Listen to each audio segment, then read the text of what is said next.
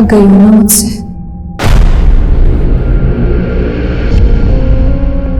मैं भी थक गई हूं खुद से। अब जीना नहीं चाहती मैं। मार दो मुझे। मेरी जिंदगी किसी काम की नहीं है रोजी। प्लीज मुझे इस नरक से मुक्ति दे दो।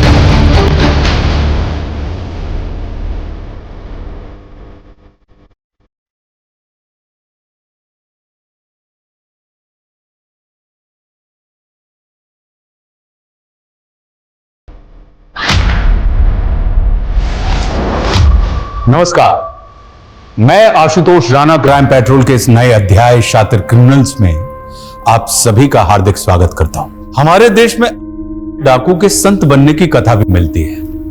वहीं दूसरी तरफ हमारे यहां ऐसे लोग भी हैं जिन्हें कभी लोग अपना रोल मॉडल मानते थे, लेकिन कालांतर में वे कई घिनौने अपराधों में लिप्त हो गए। यह श्रृंखला एक आम इंसान के अंदर पनपते देव और दानव के द्वंद्व की एक मिसाल है। ऐसे द्वंद्व प्रत्येक मनुष्य के भीतर हमेशा चलते रहते हैं, लेकिन ऐसा क्या होता है जो इंसानियत गर्त में और हैवानियत ऊंचाई पर पहुंच जाती है, और जिसने मनिका के शरीर और उसके अंतर्मन को तोड़कर रख दिया था। मनिका की यह दुर्गति ऐसे शातिर और खूंखार अपराधी द्वारा की गई थी जिसने एक विकराल दानव का रूप ले लिया था, जो हिंदुस्तान की लगभग हर इन्वेस्टिगेटिव एजेंसी का एक बड़ा सरदर्द बन गया था।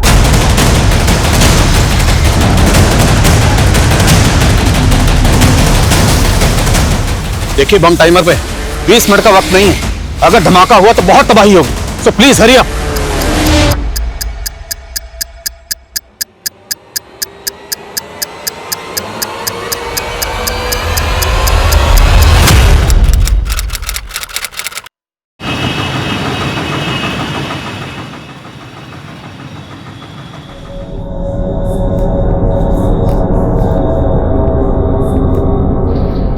एक मिनट, क्या काम है? वो मुझे इस वार्ड के पेशेंट को इंजेक्शन देना है। लेकिन इस वार्ड में तो नर्स रोजी की ड्यूटी है। आप कौन? मैं मनिका। रोजी की तबीयत नहीं ठीक है तो मुझे इंजेक्शन देना होगा। ठीक है, जाइए।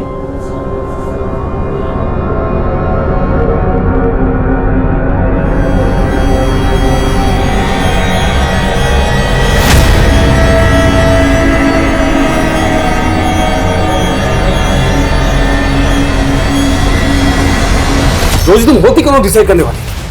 मुझसे बिना पूछे तुमने एक इंटर्न को इंजेक्शन देने के लिए भेज दिया? हाँ सर, मैं क्रिमिनल से बहुत डर गई थी सर। तो इंटर्न के इंजेक्शन देने से क्रिमिनल मर गया तो पुलिस को क्या जवाब देंगे हम? वो पहली वाली डर गई मेरे ऊपर से।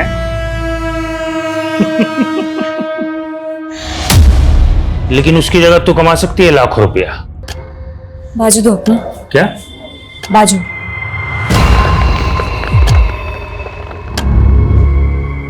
सिर्फ एक कॉल करना है और मेरा मैसेज पास करना है।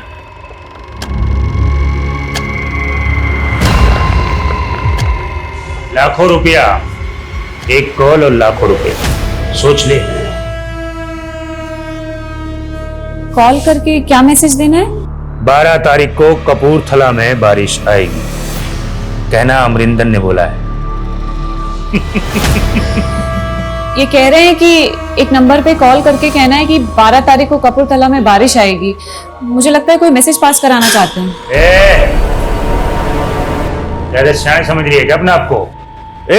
मुझसे बात कर। बेटे, तेरे बारिश नहीं, अब बिजली गिरेगी। चिल्ला मत, चुपचाप सो जा। तुम जाओ।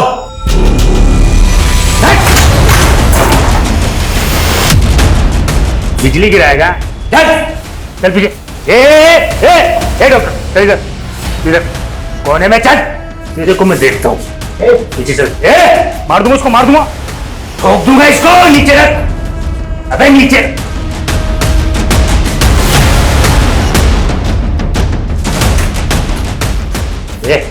पीछे चल, चल, हट, चल, पीछे रहना, पीछे चल, चुपचाप चल। पीछे रह, अरे चल नीचे। तेरा ये रास्ता गलत है, छोड़ दे इसको। ठीक है, चल चुपचाप से, चल चल चल चल चल चल चल जल्दी। हट।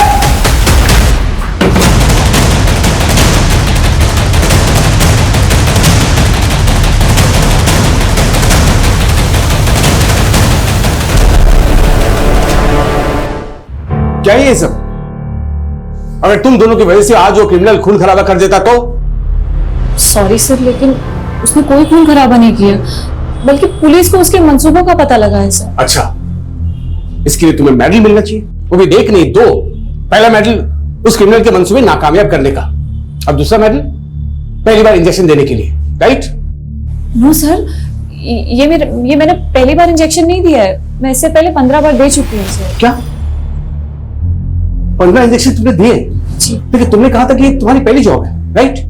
एग्जैक्टली सर, ये मेरी पहली जॉब है, लेकिन इससे पहले मैंने मेरे गांव में मेरी माँ को 15 इंजेक्शन दिए थे सर। एक्चुअली वो उन्हें डायबिटीज था और गांव से हॉस्पिटल 100 किलोमीटर दूर था, तो मैं ही उन्हें इंसुलिन के इंजेक्शन देती थी सर। मैं तो डॉक्टर बनना चाहती थी, लेकिन ये सारे... अगर डॉक्टर नहीं बन पाई तो पुलिस इन्फॉर्मर बन जाए, लेकिन अगर नर्स की जॉब करनी है तो मेरे इंस्ट्रक्शन फॉलो करने पड़ेंगे। Now please leave.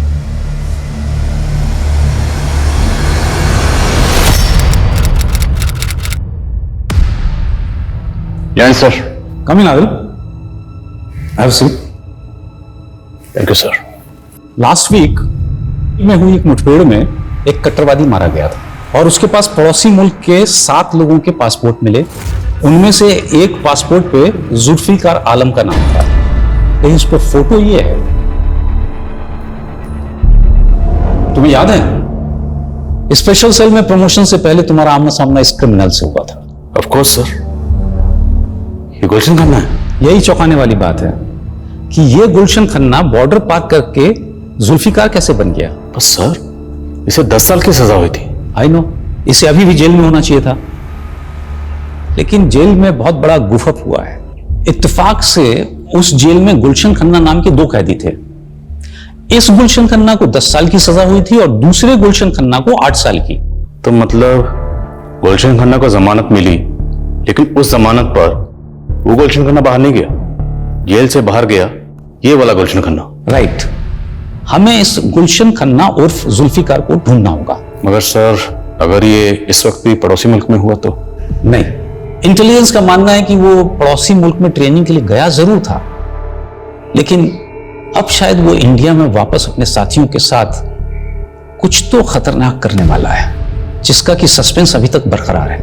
मेरे लिए क्या हुक्म है सर? इस गुलशन खन्ना को ढूंढना है और इंटेलिजेंस के हवाले करना है, और वो भी सिर्फ 15 दिन के अंदर। आई श्योर, ये गुलशन खन्ना जहां कहीं भी होगा ढूंढ निकालूंगा सर। अमरिंदर को आज ग्लोबल ग्रीन हॉस्पिटल से कोर्ट ले जाया जा रहा है।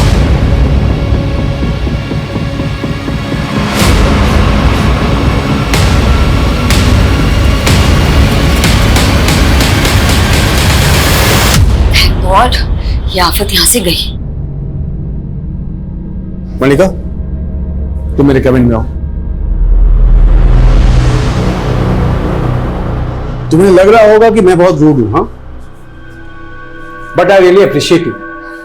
तुम अपना काम बहुत ही मन लगा के कर रही हो। Thank you sir. Just call me Sachin.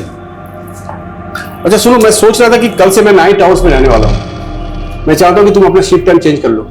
I want you to assist me. No if and but, doctor बनना चाहती हो तुम। I want to see your dedication. I can recommend you if I see some spark in you, right? You can go. Okay sir. और वो कुछ recommend नहीं करने वाला तुझे, वो सिर्फ तुझ पे ट्राई मार रहा है। मतलब? अरे इतना भी नहीं समझती क्या? अरे he is trying to flirt with you. उस रोमियो से ना बच के रहना, समझी? चल।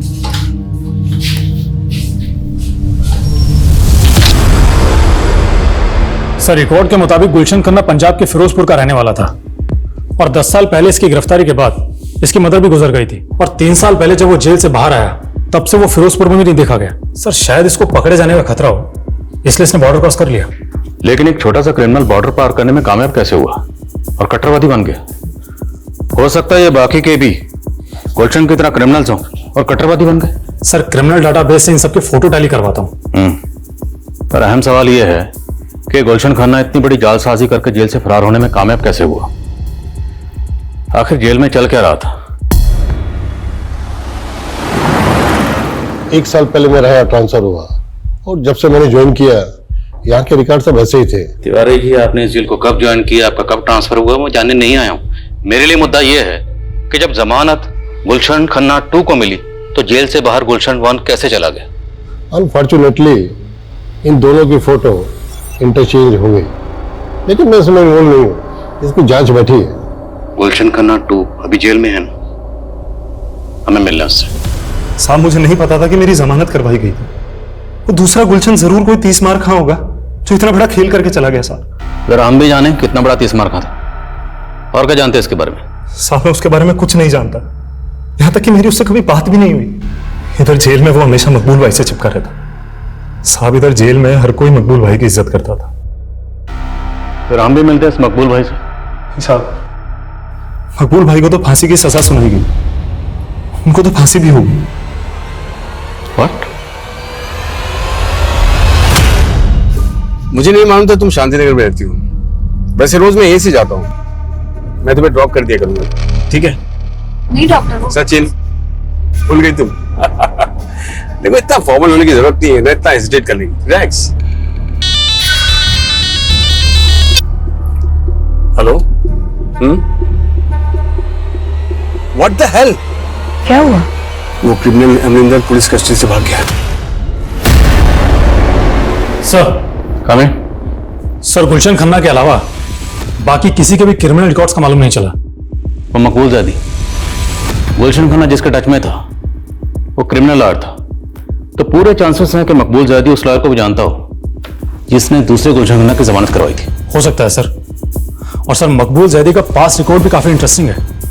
उसने टाडा कोर्ट में एक ऐसे आदमी की पैरवी की थी जो 7 साल पहले बॉम्ब ब्लास्ट में सस्पेक्ट था और फिर वो केस हार गया और वो आदमी कट्टरवादी प्रूव हुआ। सर, हो सकता है मकबूल ज़ैदी का गुलशन को जेल से बाहर निकलवा के कट्टरवादी बनाने में हाथ हो। ये मकबूल आखिर शय क्या थी? क्रिमिनल लॉयर था लेकिन अपनी एक्स गर्लफ्रेंड के शौहर का कत्ल करके फांसी पे चढ़ गया। इसकी कहानी को जरा करीब से समझने के लिए इसके करीबी लोगों से मिलना पड़ेगा।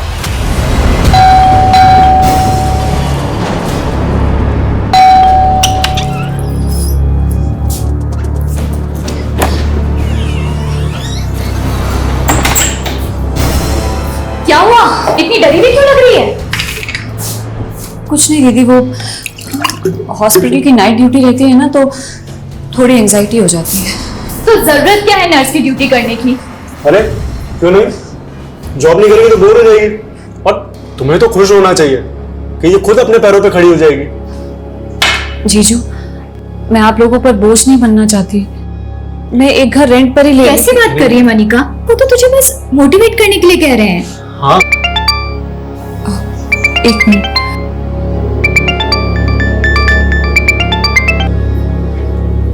हाँ रोजी, मैंने तुझे कहा था आग से दूर रहने के लिए, लेकिन तू तो उसी के साथ खेलने लग गई। अब ना तेरा कुछ नहीं हो सकता, कोई नहीं बचा सकता तुझे। मेरे भी होश उड़े हुए हैं रोजी, कुछ समझ में नहीं आ रहा जब से वो क्रिमिनल भाग गया है। अरे मैं उसकी बात नहीं कर रही, मैं डॉक्टर सचिन की बात कर रही हूँ। लगता है तूने उनका प्रपोजल एक्सेप्ट कर लिया, तभी उनके साथ कार में राइड कर रही थी। अरे वो उन्होंने ऐसे फोर्स किया ना मुझे कि मैं मना ही नहीं कर पाई। और तू जैसा सोच रही है ना वैसा कुछ नहीं है। सर, मकबूल से मेरा रिश्ता भी पक्का हो गया था, लेकिन उसने उस कट्टरवादी के सपोर्ट में केस ले लिया। इससे मेरे घर वालों को लगा कि वो अच्छा आदमी नहीं है और हमारा रिश्ता तोड़ दिया गया। उसके बाद मेरा निकाह कहीं और हो गया, लेकिन मकबूल ने मेरे शौहर को भी मार डाला और जेल जाने के बाद भी लगातार फोन करके मुझे परेशान करता रहा। सर, मकबूल जेल जाने के बाद आपको फोन करता था? जी सर, सिर्फ फोन कॉल्स नहीं, मैसेजेस, ईमेल ये सब भी किया करता था और कहता था कि जेल तोड़कर आ जाएगा और मुझे किडनैप कर लेगा। सर जब तक उसे फांसी नहीं हुई ना, मैंने एक सांस चैन की नहीं ली सर। मकबूल आपको जिस नंबर से कॉल करता था और जिस ईमेल आईडी से मेल करता था, वो दोनों प्लीज लिखिए आप।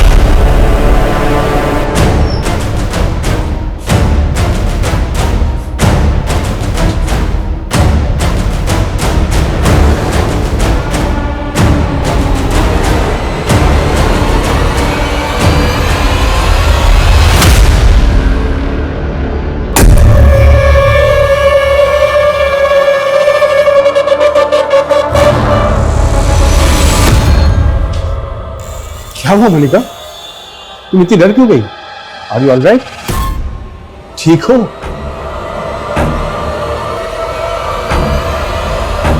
आदिल, मैंने तुम्हें गुलशन खन्ना को ढूंढने को कहा था और तुम मकबूल जैदी का बैकग्राउंड इन्वेस्टिगेट करने लगे, जिसे कि ऑलरेडी फांसी हो चुकी है। सर मेरी गट फीलिंग कहती है कि जेल में गुलशन 1 और गुलशन 2 के जो रिकॉर्ड मिक्सअप हुए वो मकबूल की रिश्वत पे हुए।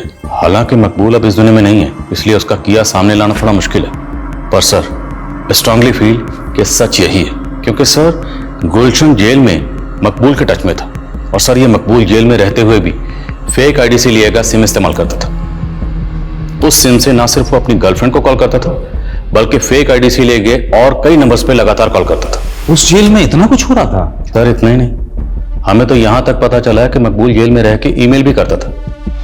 जिस ईमेल आईडी का वो इस्तेमाल कर रहा था, साइबर टीम की मदद से हमने उसकी डिटेल्स निकलवाई। सर आपको जानकर ताज्जुब होगा कि मकबूल के मरने के बाद भी वो ईमेल आईडी अभी भी एक्टिव है। सर इनमें से ज्यादातर ईमेल्स में तो ऊट पटांग शेरोशायरी लिखी गई, लेकिन ये जो आखिरी 2 ईमेल्स हैं ये गौर करने लायक है। मैच पोस्टपोन नहीं होगा, प्लेयर्स को बोलो अच्छी तरह प्रैक्टिस करें। सर आई थिंक ये कोई कोड लैंग्वेज है जिसके जरिए कोई इंस्ट्रक्शन पास ऑन की गई है। जिस आईडी से ये मेल आया वो ट्रेस हुआ? नहीं सर अभी तक नहीं, लेकिन साइबर टीम कोशिश कर रही है। और सर इस ईमेल के अगले दिन एक और ईमेल आया, ये वाला। अब इसमें ना तो कोई वर्ड्स है ना कोई सेंटेंस है, इसमें सिर्फ डिजिट्स है, 22 डिजिट, टोटल 22 डिजिट्स। सर हो ना हो ये कोई कोड है और हमें इस कोड को जल्द से जल्द डिकोड करना होगा ताकि हम किसी भी बड़े हादसे को होने से रोक सकें। हेलो, आजकल बहुत चिपक रही है डॉक्टर सच्ची से तुम। एक मामूली सी नर्स होकर डॉक्टर से शादी करने का सोच रही है। क्या बकवास कर रहे हो तुम? हो कौन तुम? मैं जो भी हूँ। जल्दी जान जाएगी। अब दूर रहे डॉक्टर सचिन से, वरना बहुत पछताएगी। उसने तुम्हें मुझसे दूर रहने की धमकी दी, था कौन वो? उसने कुछ नहीं बताया सर, लेकिन जरूर उसे कोई गलतफहमी हो रही है, क्योंकि हमारे बीच तो ऐसा कुछ है ही नहीं। मैं नहीं जानता तुम मुझे लेकर क्या सोचती हो, लेकिन देखो सच तो यह है कि मैं तुम्हें पसंद करने लगा हूं। ये क्या कह रहे हैं सर आप? पहले तुम्हारी सिस्टर तुम्हारी शादी किसी और से करवाना चाहती है, लेकिन मेरा दिल ये कह रहा है कि तुम भी मुझे पसंद करने लगी। सर मैं I know Manika, it's too early. इतनी जल्दी तुम्हारे लिए हाँ बोलना इतना आसान नहीं है, लेकिन take your time, I will wait. Department के कई एक्सपर्ट्स से मैंने इस 22 डिजिट के कोड को डिकोड करवाने की कोशिश की, लेकिन कोई प्रोग्रेस नहीं है। लेकिन सर इन कोड्स को डिकोड करना निहायत जरूरी है। सर इससे पहले कोई बड़ा हादसा हो, हमें बिना वक्त गवाए इन्हें डिकोड करना चाहिए। मैंने भी यही कंसर्न शो किया था, लेकिन उनका कहना है कि ये केस सेंट्रल इन्वेस्टिगेटिव एजेंसी को सौंप दिया जाए, जो कि इस तरह के केसेस की एक्सपर्ट है। बट सर आपने मुझे 15 दिन दिए थे, अभी तो सिर्फ 10 दिन हुए हैं सर। वैसे भी डिसाइड हो चुका है, we are no more in this case. Sir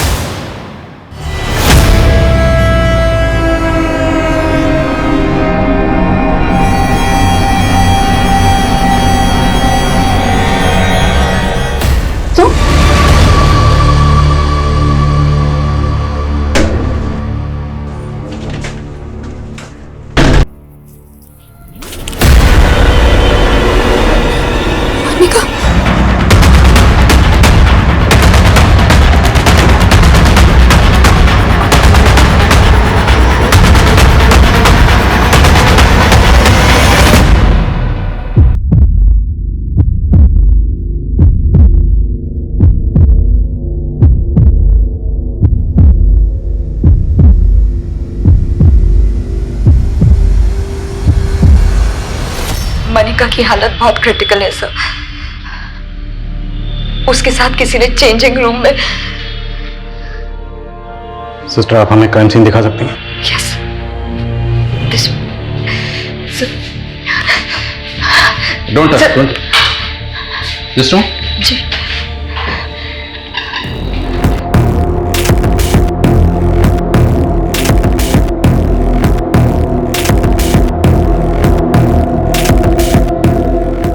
सब मनिका को ना सिर्फ मारने की कोशिश की गई है, बल्कि शायद उसके साथ रेप भी। सर, चेंजिंग रूम के आसपास के एरिया में कोई सीसीटीवी इंस्टॉल नहीं है।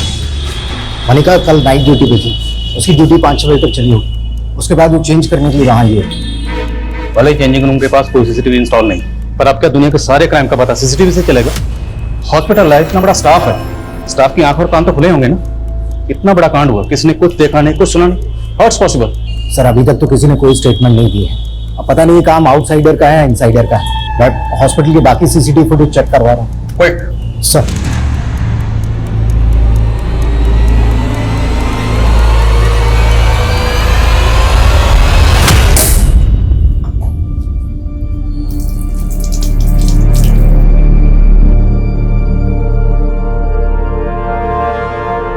मनिका की हालत अब कैसी?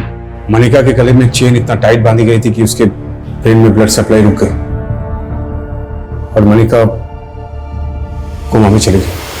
क्या मनिका का रेप भी किया गया था? नहीं सर, एक्चुअली वो मनिका को पीरियड से आया हुआ था। हो सकता है इस वजह से क्रिमिनल रुक गया हो, लेकिन रेप के कोई साइन नहीं है। अच्छा, हमें ये भी पता चला है कि मनिका कल रात नाइट ड्यूटी पर आप ही के साथ थी। जी सर, मुझे तो लगा था कि नाइट ड्यूटी के बाद वो चली गई होगी, लेकिन वो सर होना हो ये जरूर सुरेश ने किया है सर। कौन सुरेश? सर वो यहाँ वार्ड बॉय था।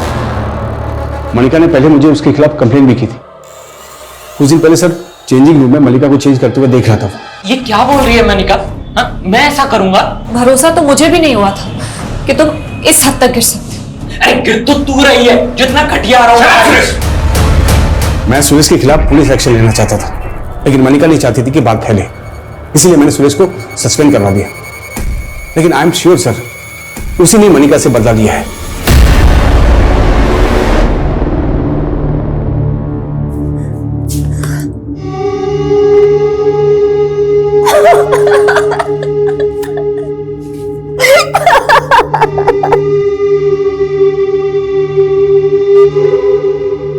सर मैंने कुछ नहीं किया सर। सर मनिका को पहले भी गलतफहमी हुई थी सर, उसने मेरे ऊपर झूठे आरोप लगाए थे। तो इसी बात की खुंदक निकाली, तब जो नहीं कर पाया वो अब कर दिया। सच कह रहा हूं सर, मैंने कुछ नहीं किया। संदीप। सर सर सुनो सर। अगर मनिका का उस वार्ड बॉय से कुछ भी इशू था तो उसने इस बारे में आपसे तो जिक्र किया होगा। नहीं सर, उसने कुछ नहीं बताया, लेकिन वो काफी दिनों से कुछ डरी डरी सी रहती थी। किस वजह से डरी हुई थी? सर इस बारे में उसने कुछ नहीं बताया, पर वो नाइट ड्यूटी में बिल्कुल कंफर्टेबल नहीं थी। अच्छा, मनिका के कानों में जो इयररिंग्स थे, मनिका किस तरह के इयररिंग्स पहनती थी? सर मनिका तो सोने के इयररिंग्स पहनती थी और हाथों में सर सोने की चूड़ियां पहनती थी। ये देखिए सर।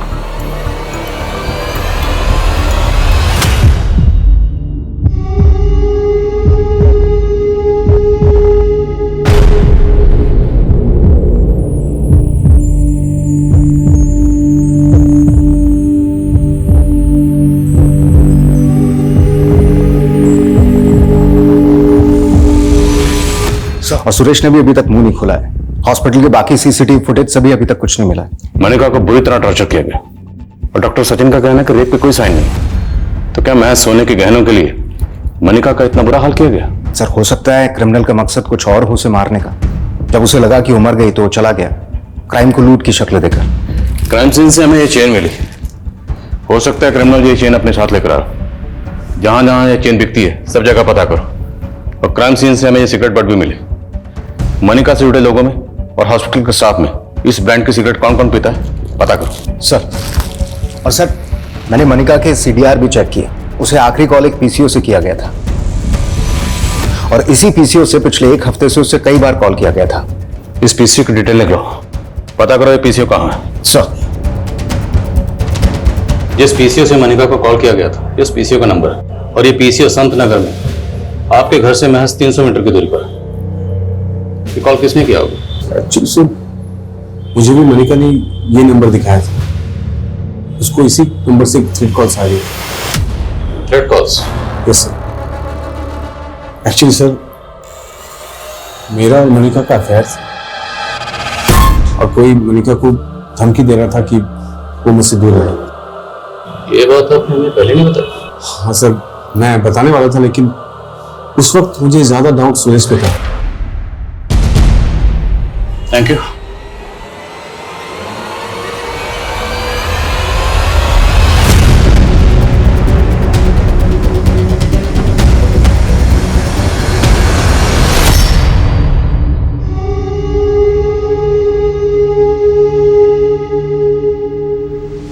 सर वैशाली पुलिस को जब मनिका के साथ हुए क्राइम के बारे में पता चला तो उन्होंने मुझे कुछ अपडेट दी।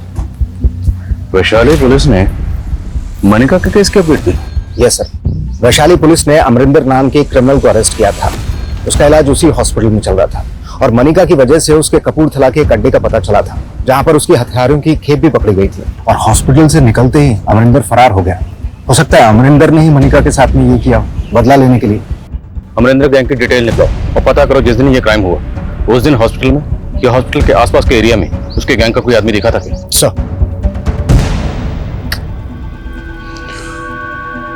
ये इंतजार कभी खत्म नहीं होगा मनिका। मैं जानता हूं तुम पल पल जीने के लिए लड़ रही हो लेकिन मैं तुम्हें इस हाल में देख नहीं पा रहा हूं। इसलिए मैं रिजाइन कर लिया है मनिका और हमेशा के लिए यहां से जा रहा हूं।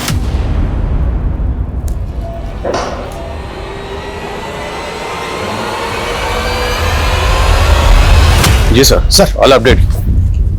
जैन सर। उस तरह की चेन ज्यादातर हार्डवेयर स्टोर पे मिलती है लेकिन उस जरिए से भी कोई लीड नहीं मिला है और उस ब्रांड का सिगरेट भी काफी कॉमन है। काफी लोग वो सिगरेट पीते हैं। अमरिंदर गैंग की कुछ डिटेल? सर फरार होने के बाद रिसेंटली उसने गन के साथ में अपनी एक फोटो सोशल मीडिया पर अपलोड किए। आए दिन फेक आईडी से अपनी इस तरीके की फोटोज अपलोड करता रहता है। सर हॉस्पिटल से मनिका की हेल्थ रिपोर्ट आ गई है। हॉस्पिटल वालों का कहना है कि मनिका ने रिएक्ट करना भी बंद कर दिया। अब कहना मुश्किल है कि वो कोमा से बाहर कब तक आएगी। सच बहुत डरावना है। ये पल पल मुझे डरा रहा है पर मैं बेजुबान नहीं रहना चाहती। मैं बोलना चाहती हूँ, आंखें खोल के फिर से इस दुनिया को देखना चाहती हूँ लेकिन कब? मनिका को कोमा में गए 2 महीने से ज्यादा गुजर चुके थे लेकिन मनिका को उस हाल में किसने पहुंचाया होगा यह अब भी राज बना हुआ था। पुलिस सोच रही थी कि मनिका की गवाही इस केस को लीड देगी लेकिन मनिका के रिकवर करने या स्वस्थ होने की संभावना दिन प्रतिदिन खत्म होती जा रही थी कि तभी अचानक मीडिया इस केस को एक चौंका देने वाला एंगल देने लगी। इस क्राइम को लेकर मीडिया में ज्यादा कोई हरकत नहीं थी लेकिन मैं आज इस केस से जुड़े कई रहस्य उजागर करने वाली हूँ। ग्लोबल ग्रीन हॉस्पिटल की नर्स जिसे उसके ही हॉस्पिटल के चेंजिंग रूम में उसे मारने की कोशिश की गई, उसके साथ हुए असल गुनाह की सच्चाई छिपाई जा रही है। हमारे हाथ क्राइम सीन के कुछ ऐसे फोटोज लगे हैं जो चौंकाने वाले हैं। इन फोटोज में विक्टिम की लोअर बॉडी पे कोई कपड़ा नहीं था तो जाहिर करता है कि शायद उसके साथ रेप भी किया गया होगा। तो क्या असलियत दबाई जा रही है? ये क्राइम सीन के फोटोग्राफ्स मीडिया के हाथ कैसे लगे? सर हमारी टीम से ऐसी गलती नहीं हो सकती। तो फिर ये फोटोग्राफ मीडिया में लीक कैसे हो गए? ध्यान रहे कि मेरा नाम लीक ना हो। किसी को ये नहीं पता चलना चाहिए कि वो फोटोज मैंने आपको दिए। डोंट वरी रोजी, लेकिन सच बाहर आकर ही रहेगा कि मनिका का रेप हुआ था। बट आर यू श्योर कि डॉक्टर सचिन मनिका की रेप की सच्चाई छिपा रहा है? सर, डॉक्टर सचिन ने हॉस्पिटल से रिजाइन कर दिया है। वो कल रात ही यहाँ से इंदौर चला गया है और हॉस्पिटल के एक एम्बुलेंस ड्राइवर का फोन भी कल रात से बंद आ रहा है। ये उन 16 लोगों में से एक है जो उसी ब्रांड की सिगरेट पीते हैं। कौन है ये एम्बुलेंस ड्राइवर? सर, ये गुलशन खन्ना। तो जयपुर में जहाँ रहता है वो घर बंद है और हॉस्पिटल रिकॉर्ड्स में इसका नेटिव एड्रेस पंजाब के फिरोजपुर का है। गुलशन खन्ना।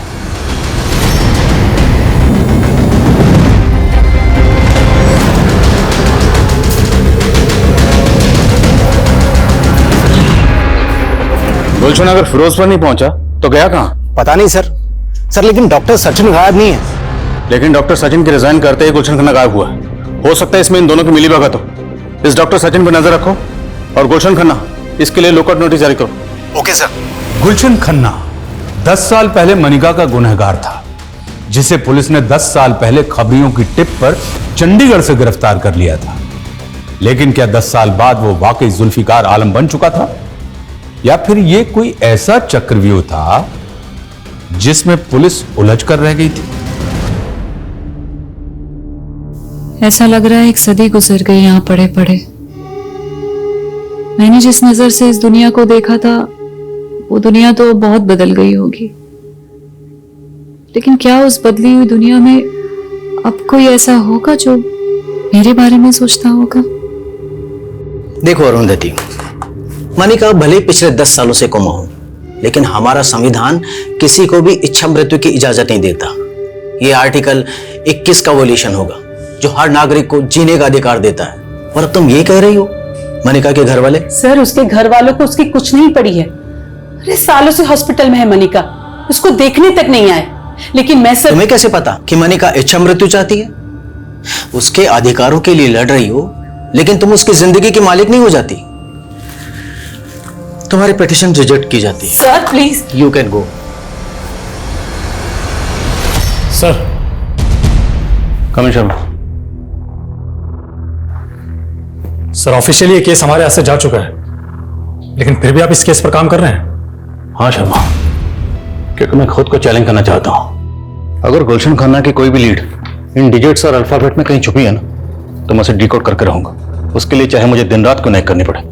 मैंने कुछ एक्सपर्ट से बात की है, उनका कहना है कि इन डिजिट्स और अल्फाबेट्स का आपस में कॉम्बिनेशन होता है, और इन डिजिट्स के अल्फाबेट्स को अगर जोड़ें तो एक वर्ड फॉर्म होता है जिसमें कोई ना कोई मैसेज छुपा होता है। जैसे न्यूमरोलॉजी में हर अल्फाबेट का एक अक्षर होता है। एग्जैक्टली सेम उसी तरह से यहां पर A to I और J to R को 1 से 9 के डिजिट्स दिए गए हैं और S to Z को 9 से 1। हालांकि टेररिस्ट ग्रुप इन नंबर और डिजिट्स को अपने हिसाब से घुमाते रहते हैं, but still I have to find out कि ये 22 डिजिट्स जो हैं, अब इनके अल्फाबेट्स को जोड़ने के बाद कौन सा वर्ड फॉर्म होता है। सर, अगर हम अनऑफिशियली इस केस पर काम कर ही रहे हैं तो हमें उस क्रिमिनल अमरिंदर पर भी रीलुक करना चाहिए, क्योंकि हमें लगता था कि अमरिंदर का गुलशन से कनेक्शन होगा। हाँ, पर शर्मा अमरिंदर तो काफी लंबे अरसे से अंडरग्राउंड है ना। सर, अगर मान लें कि अमरिंदर का गुलशन से कनेक्शन हो तो मकबूल भी अमरिंदर से कनेक्टेड हो। मुमकिन है, investigate it. Arundhati madam, court कुछ भी कहे, लेकिन मनिका रोज मेरे सपने में आती है और यही कहती है कि उसे इस नर्क से मुक्ति चाहिए। मुक्ति तो हम नहीं दे सकते, लेकिन क्या तुम्हें लगता है कि मनिका की इस हालत के जिम्मेदार सिर्फ गुलशन नहीं, डॉक्टर सचिन भी है? उसने ही जानबूझकर मनिका की रेप केस की बात छिपाई थी। अब इन बातों का क्या फायदा मैडम? पुलिस ने अरेस्ट तो सिर्फ गुलशन को ही किया था ना।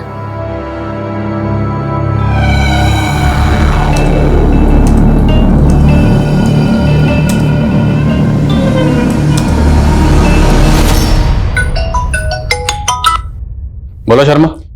सर, मैं अमरिंदर की इंफॉर्मेशन कलेक्ट करने के लिए उसके होम टाउन गंगानगर आया हुआ था। सर, मुझे गंगानगर पुलिस स्टेशन से 3 साल पहले हुए 2 बहनों के रेप केस के बारे में पता चला है, जिनकी लाशें पेड़ पे लटकी हुई मिली थी। और इसका हमारे केस से कोई ताल्लुक? सर, कनेक्शन है। इस रेप केस के एक विटनेस ने उन दोनों बहनों के साथ एक अज्ञात आदमी को देखा था। उसका स्केच भी बना था और वो स्केच गुलशन खन्ना के चेहरे से मैच करता है। सर ये रेप केस उसी दौरान सामने आया जब गुलशन खन्ना जेल से फरार हुआ था। मतलब जेल से फरार होने के बाद गुलशन खन्ना ने गंगानगर में 2 लड़कियों का रेप और कत्ल किया। जी सर। और सर मनिका के केस में भी यही सवाल उठते थे कि मनिका का भी रेप हुआ था। पर उस वक्त डॉक्टर सचिन ने साफ साफ कहा था कि मनिका का रेप नहीं हुआ है। मेरे साथ हुए गुनाहों के राज रोज मेरे अंदर मर रहे हैं और कोई नहीं जानता मैं क्या चाहती हूँ, जिंदगी या मौत।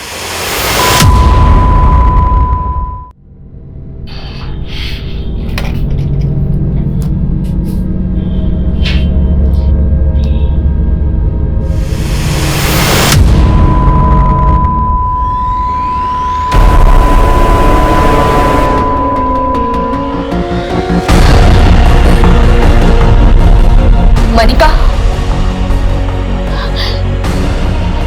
मनिका, मनिका!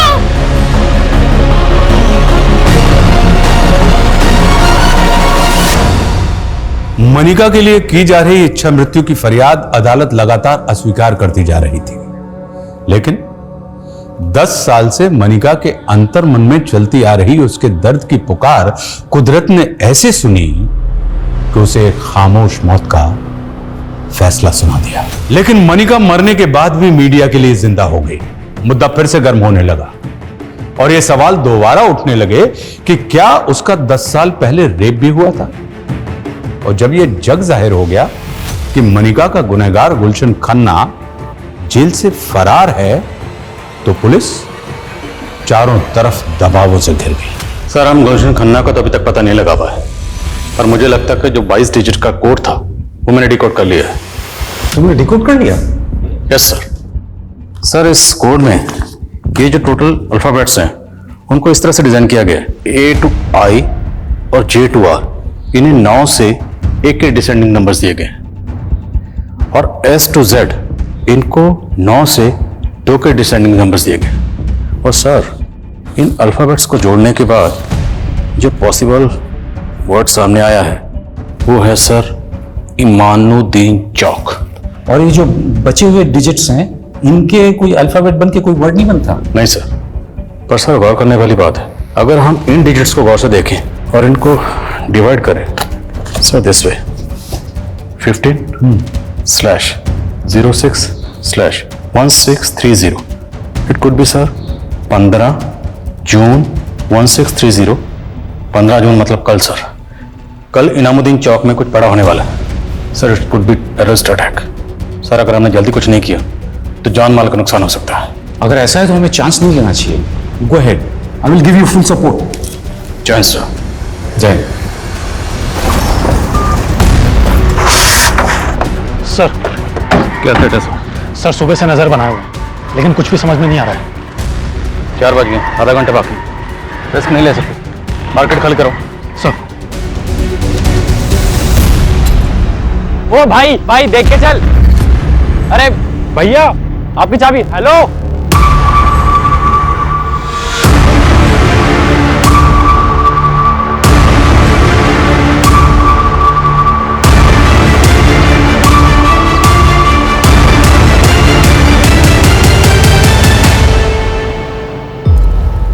ये तो स्कूटर या बाइक की चाबी है।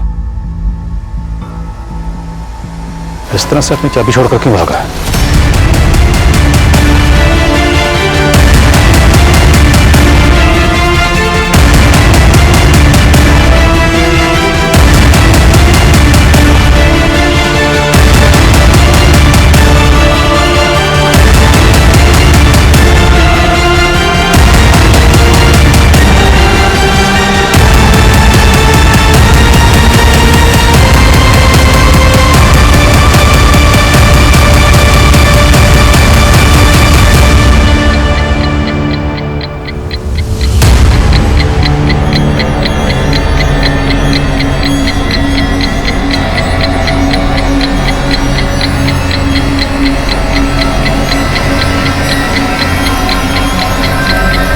कौन?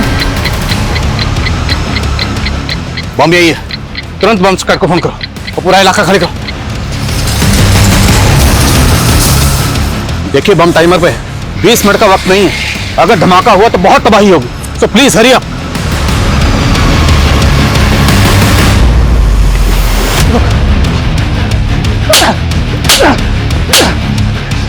बाकी ग्रुप के लोग कहां इधर हैं? हाँ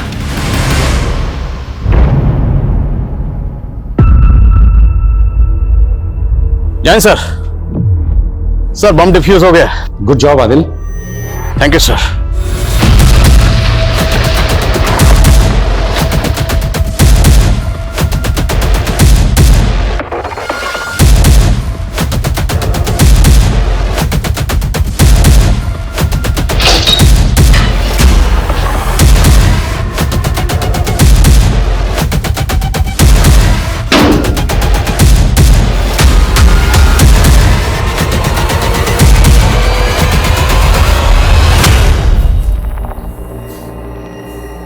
शुरू जेल में मेरी मकबूल भाई से दोस्ती हुई थी। उन्हीं के जान पहचान वालों के जरिए उन्होंने मुझे जेल से बाहर निकलवाया था। उनकी बहुत चलती थी जेल में। उन्हीं का प्लान था कि दूसरे गुलशन की बेल करवाकर उसकी जगह मैं जेल से बाहर निकल जाऊं। मकबूल जैदी को फांसी की सजा हुई थी, इसलिए उसको जमानत मिलना मुश्किल थी। इसीलिए उसने इस मिशन पर अपनी जगह तुझे भेजा। हाँ साहब, मैं जेल से सजा काट कर बाहर निकलता भी तो मुझे कोई नहीं पूछता, और यहाँ मुझे एक नई पहचान, एक नई जिंदगी मिल रही थी। किसी मासूम की जिंदगी उजाड़ कर तो खुद के लिए नई जिंदगी ढूंढ रहा था। बोल, जेल से छूटने के बाद तो सीधा अमरिंदर के गांव गया था, क्यों? वो भी तेरे ग्रुप में शामिल था? नहीं, वो जब हॉस्पिटल में मनिका ने अमरिंदर की पोल खोल दी थी, तब उस समय मेरी ड्यूटी वहीं थी। अमरिंदर के कहने पर ही मैंने उसका मैसेज पास किया था। अमरिंदर को आज ग्लोबल ग्रीन हॉस्पिटल से कोर्ट ले जाया जा रहा है। तब वो वहां से भाग गया था, लेकिन उस पर मेरे पैसे बकाया थे।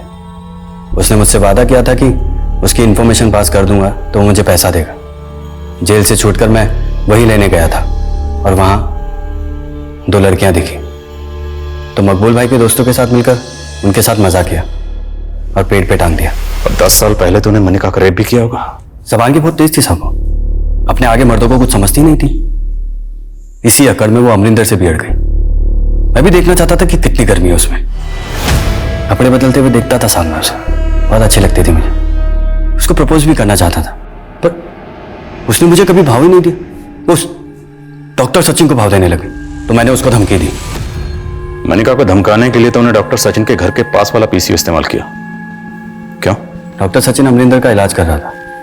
पहले भी अमरिंदर का मैसेज पास किया था उस पीसीओ से मैंने, ताकि अगर बात खुले तो सारा शक डॉक्टर सचिन पे जाए। और फिर बाद में मनिका को भी उसी पीसीओ से फोन करके धमकी दी, लेकिन वो नहीं मानी।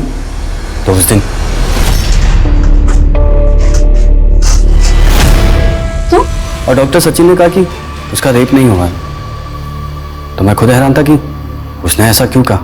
सर, मैं शादी करना चाहता था मनिका से, इसलिए मैं ये नहीं चाहता था कि उसकी बदनामी हो।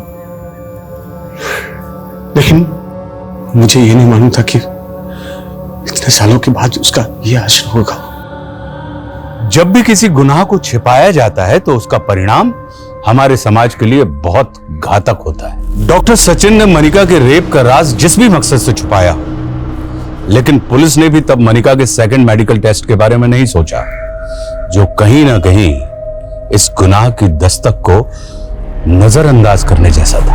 अगर ऐसा ना होता तो गुलशन पे कई गंभीर धाराएं लगती, और उस दशा में शायद वो ऐसे भागने में सफल नहीं होता। लेकिन ये चूक इतनी भारी पड़ी कि उसके द्वारा ना सिर्फ 2 और मासूमों का रेप और मर्डर किया गया, बल्कि वो राष्ट्रीय सुरक्षा के लिए खतरा बन गया। ऐसे आपराधिक तत्वों से हमें हमेशा चौकन्ना रहना चाहिए, क्योंकि किसी के चेहरे से उसकी मंशा का आभास कर पाना आसान नहीं होता। गुनाहों के सबब ही उससे सबक लेने की मिसाल बनते हैं, और किसी एक की आपबीती हमेशा दूसरे को सतर्क करती है। हमें विचार करना चाहिए कि एक स्वस्थ समाज को विकसित करने के लिए हम अपनी तरफ से क्या पहल कर रहे हैं। अब मैं आशुतोष राणा आपसे लेता हूं विदा। कल फिर मिलेंगे एक ऐसी ही कहानी के साथ जो आपको रखेगी सतर्क और जिंदगी को सुरक्षित। तब तक अपना और अपने परिवार का ख्याल रखिए और देखते रहिए क्राइम पेट्रोल सतर्क। जय हिंद। नमस्कार, मैं आशुतोष राणा क्राइम पेट्रोल सतर्क के नए अध्याय शातिर क्रिमिनल्स में आप सभी का हार्दिक स्वागत करता हूं। इस श्रृंखला में हम ऐसे कुख्यात अपराधियों की बात करेंगे जिनके दिमाग के काम करने का तरीका देखकर आपकी रूह तक कांप जाएगी कि इंसानी दिमाग किस तरह से आपको अचंभित करने की क्षमता रखता है। पावर इस दुनिया का सबसे बड़ा नशा है, लेकिन क्या पावर किसी का सगा होता है? जवाब है नहीं। और इसका सबसे बड़ा उदाहरण है भस्मासुर। आप सभी जानते हैं कि भस्मासुर यदि किसी के सर पर हाथ रख देता था तो वो भस्म हो जाता था। हुआ क्या? एक दिन उसके ही पावर ने उसे ही भस्म कर दिया।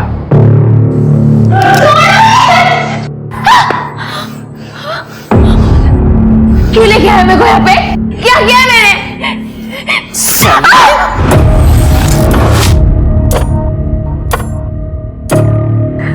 तेरे को बोली थी ना मैं, मेरे बेटे से लगन लगा ले, लेकिन तेरे को तो बहुत चर्बी चढ़ी है ना। क्या बोली मेरे को कि तेरा बेटा हैवान है, मैं उसके साथ शादी नहीं करेगी। हैवान दिखता है तेरे को ये? हाँ, सुन, इसको अंदर ले जा, ऐसे मजे करना इसके साथ, उसके बाद मैं काम पे रख लेगी इसको झाड़ू पोछे के लिए।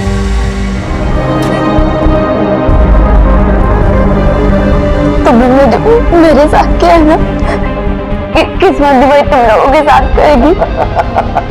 खत्म हो जाएगा परिवार। हाय है मेरी हाय। मंजरी। हाँ साहब। गने का है? पता नहीं। तेरे को कभी कुछ पता होता भी है? हाँ? बबन, पता कर गने का है, वरना सुबह शहर मेरे को उसके बिना ही जाना पड़ेगा। जी आए सर। चल बाहर निकल, चल।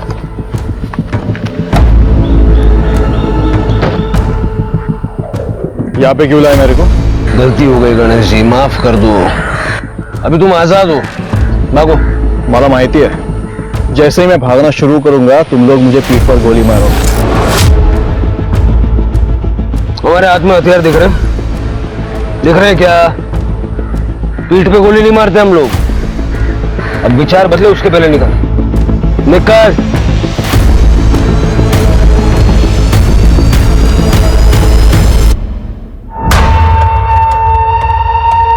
गने फोन का उचलत नहीं है, लगता है इसके बिना ही नासिक जाना पड़ेगा। बबन चल।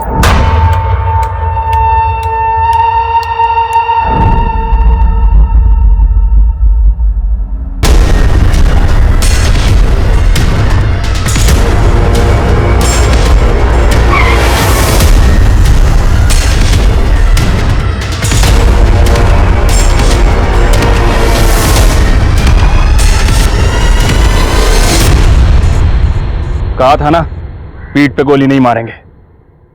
लोकल पुलिस को बता दो कि एनकाउंटर हो गया है। सर चल चल, अंगूठा लगा। मैं इस कागज पे अंगूठा नहीं लगाऊंगा। क्या अंगूठा नहीं लगाएगा? अंगूठा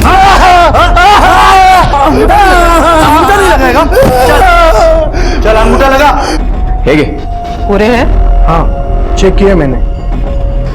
चलो, कुछ तो अच्छा काम किया मेरे नौरे ने। ए, लाओ ना रे अंगूठा, काय को मेरे इतना टाइम खोटी कर रहा है? मैं अंगूठा नहीं लगाऊंगा।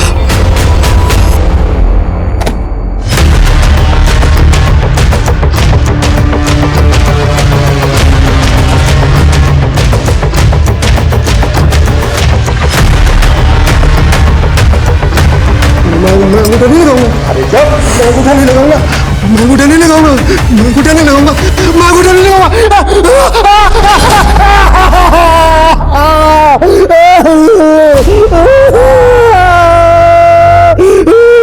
अब दे इसको, अब लगाएगा अंगूठा। चल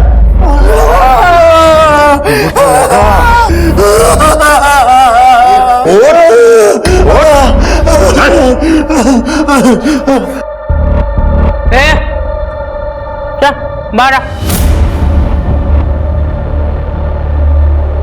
जी आई साहब।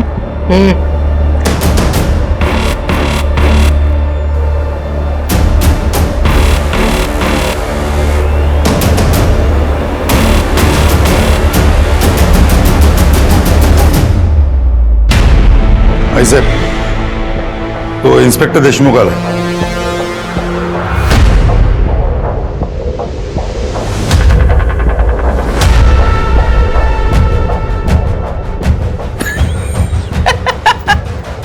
क्या रे, थोबड़ा क्यों लटका हुआ है?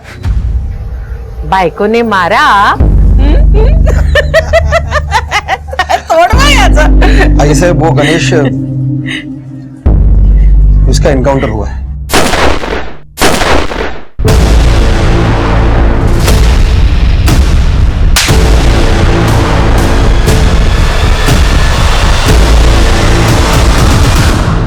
मुंबई से कोई टीम आई है. क्यों? बैंक रॉबरी इन्वेस्टिगेशन के लिए. उसका इस केस से क्या लेना देना?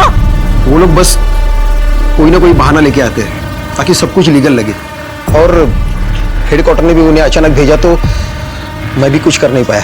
और आज सुबह में पता चला कि जंगल के पास गणेश की लाश पड़ी है. गणेश! आई सर, मुझे माफ कर दीजिए.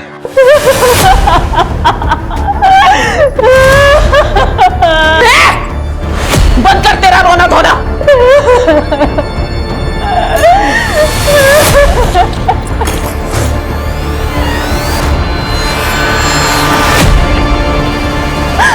आई, गने गया तो क्या हुआ? मैं हूं ना, मैं उसकी जगह संभालूंगा.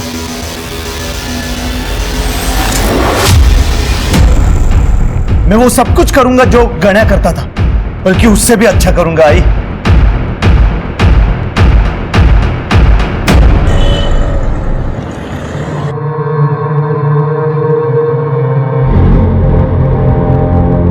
मेरा गणा चला गया.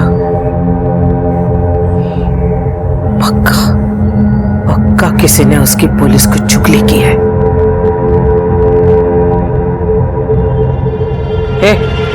इकड़े,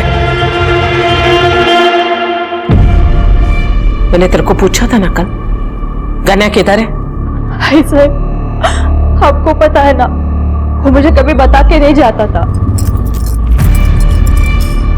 भाई कोई ना था चितो, तेरा पति किधर जाता है, क्या करता है, ये सब पता लगाना तेरी जिम्मेदारी थी ना. हाँ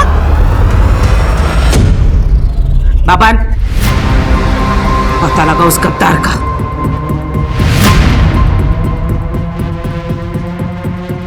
वो गद्दार चाहे मेरे परिवार का कोई क्यों ना हो, लेकिन मेरे को वो चाहिए. मैं खुद उस गद्दार से बात करेगी, लेकिन जब तक मेरे बेटे का कातिल मुझे मिल नहीं चाहता ना, मैं चुप नहीं बैठेगी. सर, ये रही आई साहब की पूरी फाइलें जो हमारे पास है. ढूंढो, स्टोर रूम में, बाथरूम में, और भी फाइल्स मिलेंगी. एक बात तो क्लियर है, तुम्हें या तुम्हारी टीम को इन केसेस की कुछ पड़ी नहीं है. 30 से ज्यादा केसेस पेंडिंग है और एक भी केस में कोई हलचल नहीं. ढूंढ तो देखो इन पे. सर, हमने तो पूरी कोशिश की थी, लेकिन कोई सबूत नहीं मिले थे. कहां से मिलेगा सबूत? सबके सब आई साहब के साथ मिले हुए हैं.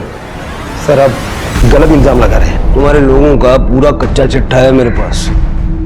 कौन कितने पानी में है सब जानता हूं मैं. देखिए सर, यहाँ रहना तो उनके हिसाब से रहना पड़ता है. आपको शायद मालूम नहीं सर, वो कितनी खतरनाक औरत है. कुछ साल पहले कांस्टेबल ने प्रकाश को ड्रिंक एंड ड्राइव केस पे पकड़ा था. दूसरे दिन उस कांस्टेबल की लाश मिली थी सर, कूड़ेदान में. यहाँ के हर पॉलिटिकल पार्टी उन्हें सपोर्ट करती है. सर, आप तो हेडक्वार्टर से हैं इसलिए सेफ है, लेकिन हम नहीं. मैं तो अपना ट्रांसफर भी नहीं करवा सकता यहाँ से. अगर इस केस में मदद नहीं की ना, ट्रांसफर मैं करवा दूंगा गढ़चिरोली. देशमुख, अगर चाहते हो कि सब कुछ ठीक रहे मुझे सारी अंदर की खबरें चाहिए। हमारी मदद करोगे तो एटलीस्ट एक काम तो सही करोगे। अरे ये देखो, आई साहब की इनलीगल धंधों की लिस्ट है, देखो। मेरे साथ तो साक्षात हुआ था। मेरी जमीन जबरदस्ती हड़प ली इन लोगों ने। हाँ, और मेरा घर और दुकान दोनों हड़प लिया है। अरे मैं रास्ते पर आ गया हूँ। ये तो अच्छा हुआ कि पुलिस वाले मुंबई से आ गए और इन सब बातों का खुलासा हुआ। अब ऐसा लगता है कि इस औरत के जुर्म से हमें मुक्ति मिलेगी। लेकिन जिसने भी ये आर्टिकल लिखा है वो साहसी रिपोर्टर है कौन?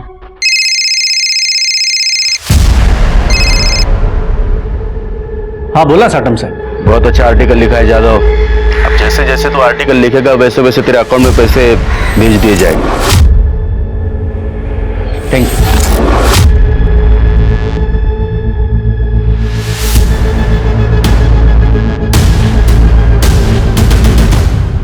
अरुण, अरुण, ये सब क्या है? ऐसा क्यों किया तुमने? तुम्हें दशक में रहना है कि नहीं? मीना तुम टेंशन मत लो। हाँ, रिलैक्स। बैठो। देखो मीना, ज्यादा टेंशन तुम्हारी सेहत के लिए, हमारे बच्चे के लिए अच्छा नहीं है। मुंबई से जो टीम आई है ना, वो आई साहब को सबक सिखाने के लिए आई है। गणेश का काम तो हो गया, अब बाकी लोगों की बारी है। इसीलिए तो मैंने आर्टिकल लिखा है। तुम्हें क्या लगता है आई साहब ये सब सुन के लेगी? हाँ, और फिर भी तुमने साटम से भी डील कर ली। मीना मुझे पता है, बहुत जल्द हमारा बच्चा इस दुनिया में आने वाला है। उसका खाना, दवाइयाँ, मेडिकल, स्कूल, सबका खर्चा होने वाला है। ये सब मैं उसी के लिए कर रहा हूँ। सब कुछ ठीक होगा। भगवान करे ऐसा ही हो।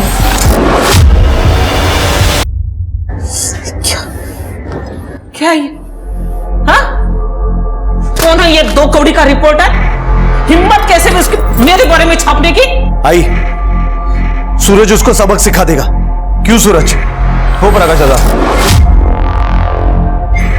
लाश, लाश पाहिजे मला। ठीक है आई, हम उसका काम तमाम कर देंगे। गोल बच्चन बंद कर। अगर तमाम ही करना होता ना तो अब तक कर चुके होते।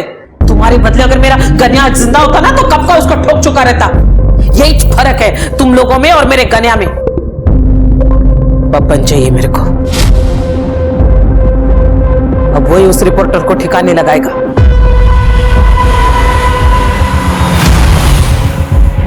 चल बाहर आ। चल चल चल भाग।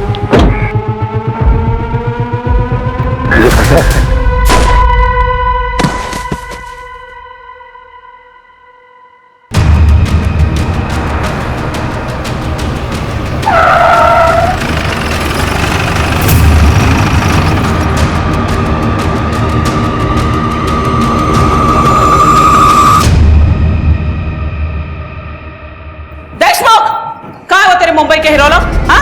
कहाँ है? ए हीरो, फाइल में क्या ढूंढ रहा है रे? ये देख, इधर खड़ी है मैं तेरे सामने। सबकी आई साहब इधर खड़ी है। हिम्मत है ना तो ठोक, अब भी ठोक। और ये देख, पूरा परिवार लेकर आई मैं। ये प्रकाश, सूरज, मेरा पति, उसका भाई विट्ठल, पूरे परिवार को लेकर आई, ताकि तू छुप छुप कर किसी को मार ना सके। साले नामर्द, हिम्मत है ना तो अब भी इसी वक्त ठोक मेरे को, सबके सामने ठोक के दिखा। अच्छा परब, ये गोलियां जो हमें मिलती है ना, ये सरकारी होती हैं। हिसाब देना पड़ता है, वेस्ट करने के लिए नहीं होती। मरना है तो कोई और तरीका ढूंढ लो। और वैसे भी सारा शहर जानता है कि तुम एक अपराधी हो। अगर मैं अपराधी है तो मारना मेरे को। अबे काय को कायर बन रहा है तू?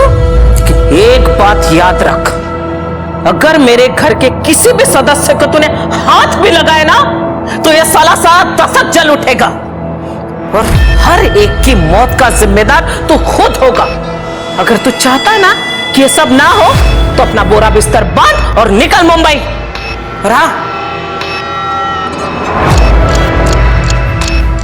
रास्ते में अगर तेरे को कुछ दारू, मटन, चखना कुछ भी चाहिए होगा ना तो मेरे घर से उठा लेना। मैं शराब नहीं पीता और शुद्ध शाकाहारी।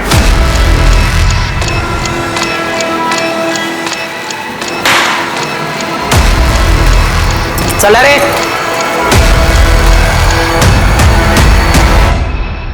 एनकाउंटर स्पेशलिस्ट अपमान के बाद चुप नहीं बैठने वाले थे और नतीजा यह हुआ कि आई साहब के 2 और वफादारों की बलि चढ़ गई। जहां आई साहब इस बात से आग बबूला थी, वहीं उसके हाथ भी बंधे हुए थे। वो बहुत अच्छे से जानती थी कि मुंबई से आए हुए ऑफिसर्स को अगर कुछ भी हुआ तो इसका अंजाम बहुत बुरा होगा। इसका नतीजा यह हुआ कि नासिक दशक की जनता का आत्मविश्वास बढ़ने लगा और उनमें से कईयों ने आई साहब के फरमान को मानने से इनकार करना भी शुरू कर दिया था। वहीं अरुण यादव ने आई साहब के काले कारनामों को उजागर करने वाले कई और सारे आर्टिकल्स लिखे और उन लेखों में अरुण ने मुंबई पुलिस की प्रशंसा भी की, जिससे आम जनता का मनोबल बढ़ गया। लेकिन आई साहब जानती थी कि अब उसे मुंबई पुलिस के आगे कुछ ऐसा करना होगा जिससे यह साबित हो सके कि नासिक दशक की असली मालकिन आज भी वही है।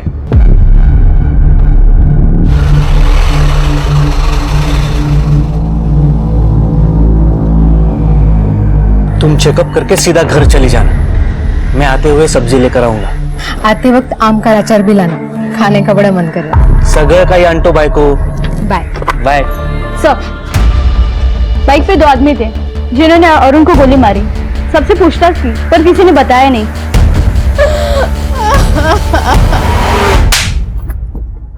ये काम ढंग से नहीं होता तुम लोगों से। अरे साहब, मेरी गन नहीं अटकती ना तो मैं माँ कसम उसको भी ठोक देता। अब पूछो प्रकाश बाबू से। प्रकाश बाबू बोला ना वो। ये देख रहा है, ये कभी नहीं अटकता। साहेब नाही, आई साहेब नाही नाही, आई साहेब नाही, प्लीज मला एक चान्स द्या, मी करून दाखवतो तुम्हाला, प्लीज आई साहेब नाही नाही एक। अगर तू मेरा भतीजा नहीं होता ना तो अब तक तेरी उंगलियां उड़ चुकी होती। देशमुख, अब एक और गलती नाही, एक कही वाईट बातमी मला ऐकायला नाही आली पाहिजे। ये अच्छी बातमी हो सकती है आई साहब। मीना ने किसी का नाम लेने से इनकार कर दिया, लेकिन उसने कहा है कि मेरे बच्चों को इस दुनिया में आने का मौका दीजिए प्लीज। फिर आप जो कहेंगे वो मैं करूंगी।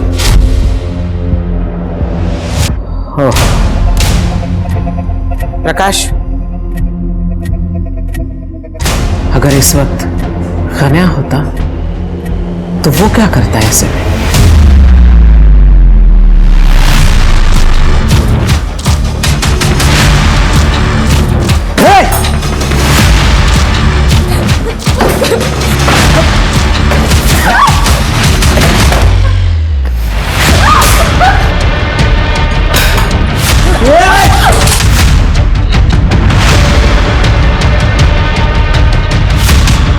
मत करो, मैंने पुलिस को कुछ नहीं बताया। पता है मुझे, लेकिन ये ट्रेलर था ताकि बच्चा होने के बाद भी तू किसी के सामने अपना मुंह ना खोले, वरना उसके बाद क्या होगा है समझाला तो होशियार है।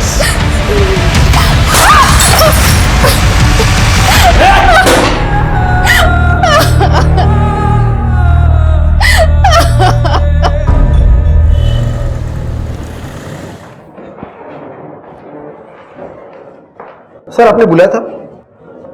हाँ देशमुख साहब, इसमें लिखा है कि आशा परब के 3 बेटे हैं, गणेश, प्रकाश और अतुल, लेकिन अतुल का नाम कहीं मेंशन नहीं है। सर, ये अतुल थोड़ा अलग दिमाग का आदमी है और वो रहता भी अलग से।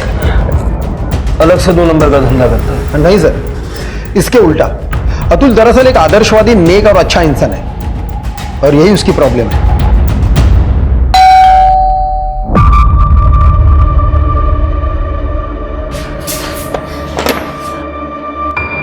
मैम, आप आइए ना। अतुल, मुझे तुम्हारी मदद चाहिए। हाँ मैम, आइए ना, आप बैठे।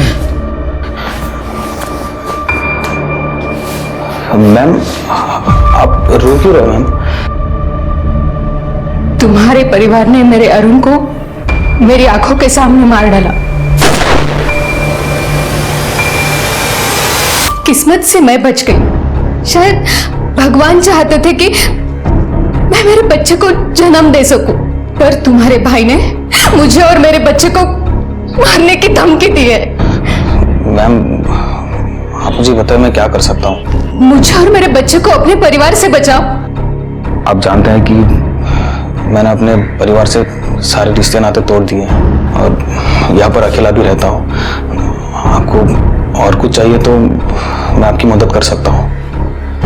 ठीक है।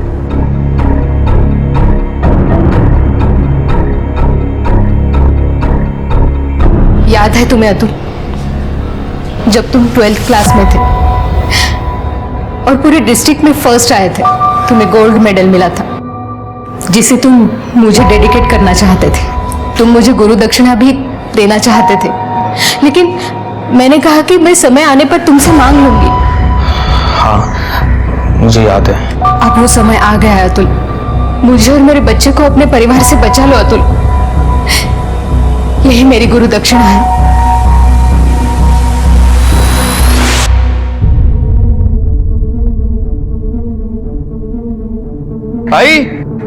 आई साहेब बघा कोण आले।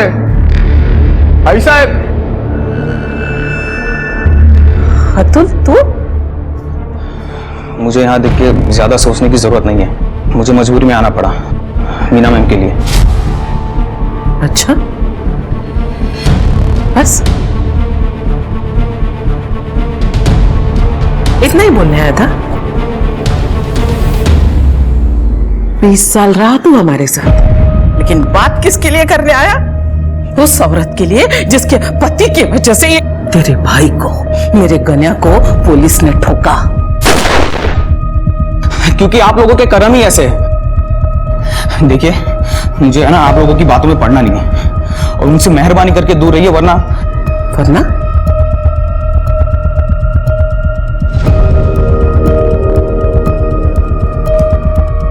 क्या हमको खत्म करेगा? वो तो आप लोगों का काम है, वरना मैं खुद उनका ख्याल रखूंगा जैसे लक्ष्मण ने सीता का रखा था। और अब मैं देखूंगा कि उनको कौन हाथ लगाता है।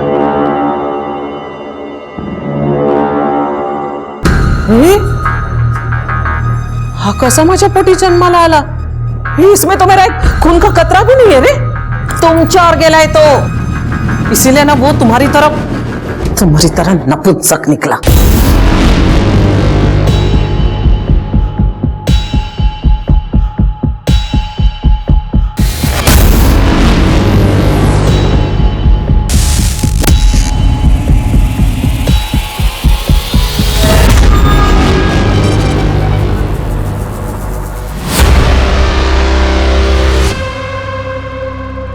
हाँ बाबू, आपने जैसा बोला था मैं मीना के घर पे ही नजर रखे हुआ था। एक मुंबई का हीरो आया था बाबू, उसने मीना से बात किया, कुछ तो लिखा और फिर चला गया।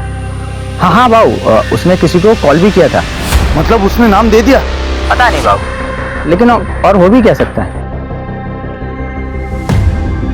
बहुत पढ़ा लिया टीचर, अब तेरी छुट्टी का समय आ गया है। मैम ये लीजिए। मैं मैम आप आराम कीजिए, मैं देखता हूँ। अगर कोई मारने भी आएगा तो मुझे नहीं मारेगा। आप बैठिए।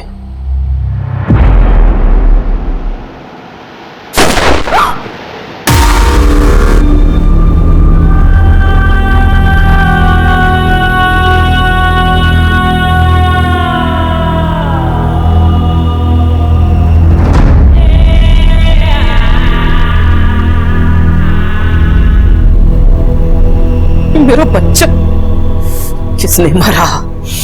किसने मारा उसको? तूने मारा? बोलो, तूने मारा उसको? तू वो मीना को रास्ते से हटाना चाह रहा था कि खुद को तू बचा सके, इसलिए तूने मारा ना? बोल, तूने मारा ना? नहीं आई साहब जी, नहीं मारना। आई शपथ। अपनी माँ की कसम मत खा, मर गई तेरी माँ। साला कौन करता रे? किसने तेरे तू बोल, सच बोल, तूने मारा? तूने मारा ना उसको? आई मैं अतुल को नुकसान कैसे पहुंचा सकता हूँ? आई अरे तो किसने मारा? किसने मारा?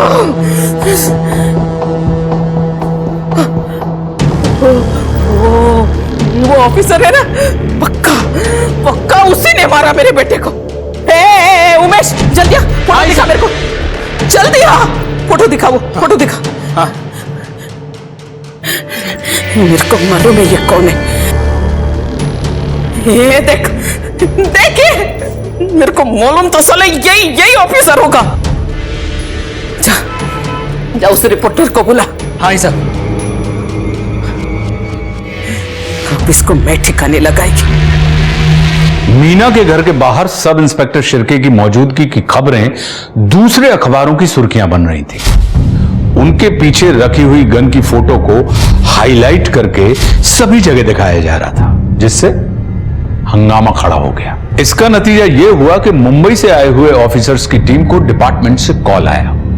किस्मत से सब इंस्पेक्टर शिर्के के पास प्रूफ मौजूद थे कि वो अतुल की मौत के समय लोकल पुलिस स्टेशन में था। मुंबई से आए हुए ऑफिसर्स ने तुरंत इस केस को लोकल पुलिस से अपने हाथ में ले लिया और जांच शुरू कर दी। उन्होंने सीसीटीवी फुटेज चेक की, साथ में पूरे परिवार के मोबाइल डाटा और लोकेशन डिटेल्स को भी खंगाल डाला। मीना ने पुलिस को सपोर्ट करने से मना कर दिया था, क्योंकि वो अतुल की मौत का जिम्मेदार अपने आप को मान रही थी। और जब सबको ऐसा लगने लगा कि अब पुलिस के हाथ में कुछ भी नहीं बचा है, तभी पुलिस को एक लीड मिली। सर, अतुल के मर्डर के 15 मिनट पहले सूरज के फोन की लोकेशन और 10 मिनट पहले प्रकाश के फोन की लोकेशन मीरा के घर की थी। उसके बाद ये दोनों अपने घर आ गए थे। फोन रिकॉर्ड से पता चला सर। देशमुख को बुलाओ। ठीक है सर। मुझे प्रकाश और सूरज की पूरी कुंडली चाहिए। सर, मैंने आपको पहले ही बोला था कि ये प्रकाश गुस्सेल दिमाग का आदमी है, हर वक्त गुस्से में रहता है, छोटी छोटी बात के लिए किसी का भी मर्डर कर सकता है। सर, ये प्रकाश गणेश को पसंद नहीं करता था, क्योंकि ये गणेश आई साहब का फेवरेट था, और ये भी पता चला है कि आई साहब के बाद वही गद्दी चलाएगा। लेकिन प्रकाश गणेश के अंडर काम करना नहीं चाहता था। सर, रही बात अतुल की, तो किसी की गिनती में भी नहीं आता था। हाँ, लेकिन सूरज वो जल्द से जल्द गद्दी पाना चाहता था। बाकी सबको पता है कि वो एक नंबर का आईएएस और लड़कीबाज आदमी है। तो प्रकाश ने अतुल को नहीं मारा? इससे क्या होगा उससे? इससे अच्छा वो आई साहब को मारता। और सूरज? सर, सूरज आई साहब के भाई का बेटा है। भाई की मौत के बाद सूरज को आई साहब ने छत्र छाया में लिया था। इस सूरज के भी सपने बहुत बड़े हैं, लेकिन सर ये सूरज आई साहब और प्रकाश से बहुत डरता है। प्रकाश और सूरज दोनों ही मीना के घर के आसपास थे, लेकिन मर्डर के टाइम नहीं। परिवार का कुछ ना कुछ कनेक्शन तो है। ये जो आदमी है, ये परब परिवार का राइवल पांडुरंग साटम। सर, एक जमाने में दोनों टक्कर के थे, लेकिन आई साहब 2 कदम आगे। आई साहब ने लोगों को इस साटम से बचाना शुरू कर दिया, और 2 साल पहले उस साटम को आई साहब ने तड़ीपार करवा दिया। मुझे साटम चाहिए, चाहे जहां भी हो, और कत्ल वाले दिन के उसके वेयरअबाउट्स निकालो। सब सर, मैं रमेश पावड़े, नेहा का चाचा। सर, ये लोकल मैटर है, इसे मुझे हैंडल करने दें। परब परिवार से जुड़ा हुआ कोई भी मामला लोकल नहीं है। हाँ, तो आप क्या कह रहे थे? प्रकाश परब ने नेहा को किडनैप किया, लेकिन वो ऐसा क्यों करेगा? सर, ऐसा है कि मेरे भाई और मेरे भाभी की 10 एकड़ जमीन थी हाईवे के पास, और जैसे ही डेवलपमेंट की अनाउंसमेंट हुई तो आई साहब वो जमीन 1 लाख रुपए को खरीद करना चाहती थी। तो भाई ने ना कर दिया, तो आई साहब हमें बार बार धमकाने लगी।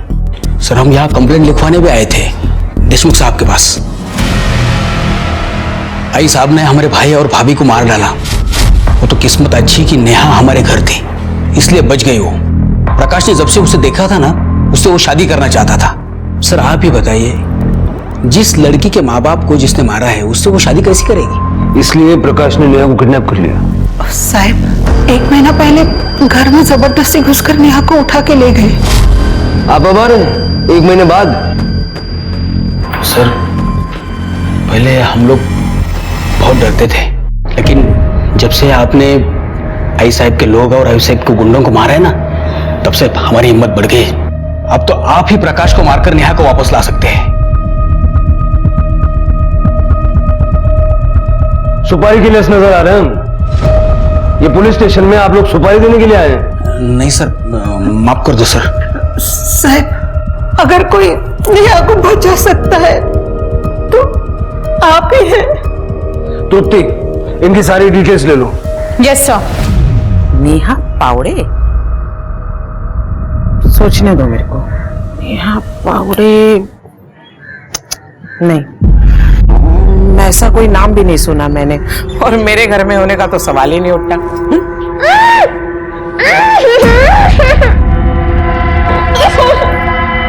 मेरा पक्या क्यों उसको जबरदस्ती उठा के लाएगा? मेरे पक्या के आगे तो 100 लड़कियां ऐसे बिछ जाती है। तरस आता है मुझे ऐसी लड़कियों पे। नेहा के चाचा ने FIR किया, आपके घर की तलाशी लेनी होगी, पूरा घर चेक करो अच्छे से। एक मिनट, वारंट है? नहीं ना? क्या है ना इंस्पेक्टर साहब, थोड़ा बहुत कानून मैं भी जानती हूँ। माहिती ठेवा भी लगते हो, और अच्छा नहीं लगे ना मेरे पंटर लोग जो है ना मुंबई की हीरो को ऐसे कॉलर से पकड़ के ऐसे फेंक देंगे तो बेइज्जती होगी तुम लोगों की। अच्छा तो नहीं लगे।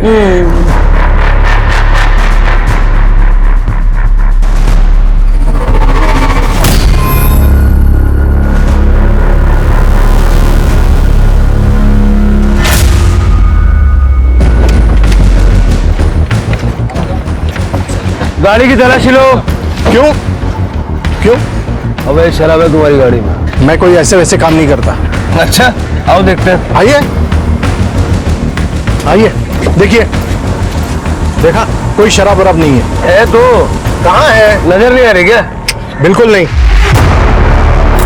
अरे हटो, ये क्या कर रहे हो? अरे ये क्या दिख रही है शराब? ये सही नहीं कर रहे इंस्पेक्टर। फोटो खींच। अरे ये क्या कर रहे हो? अरे केस, गाड़ी का नंबर, मुद्दा माल, इसको अरेस्ट करो और इसके घर का सर्च वारंट निकालो। ये सही नहीं है इंस्पेक्टर।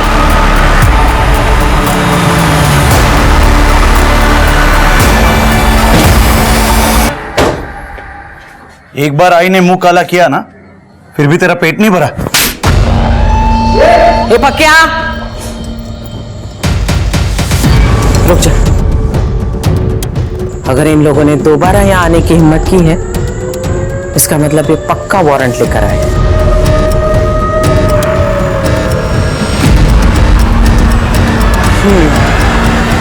ठीक है, आप लोग घर की तलाशी ले सकते हैं। एक मिनट। तलाशी के पहले मैं आप लोगों को किसी से मिलाना चाहती हूँ। सुन भाई, बेटा बाहर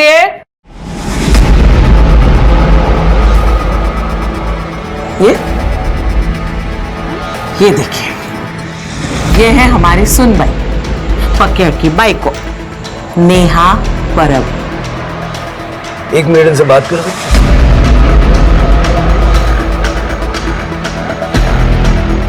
क्या नाटक है ना? सब कोई नाटक नहीं है।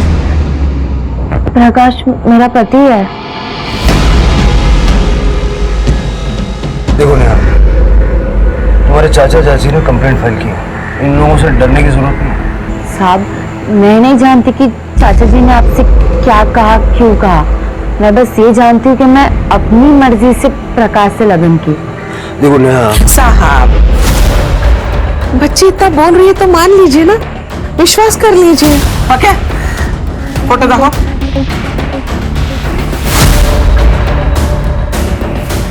बघा, लग्नाचा फोटो। मुझे ये फोटोज चाहिए। हाँ, क्यों नहीं, मिल जाएगी, लेकिन शादी का सर्टिफिकेट आने के बाद। मैं तो कहती हूँ सर, आप अगर 1 महीना पहले आ जाते ना हमारे दशक में, तो शादी में भी शामिल हो पाते, साक्षी बन जाते आप शादी की। फोन दीजिए।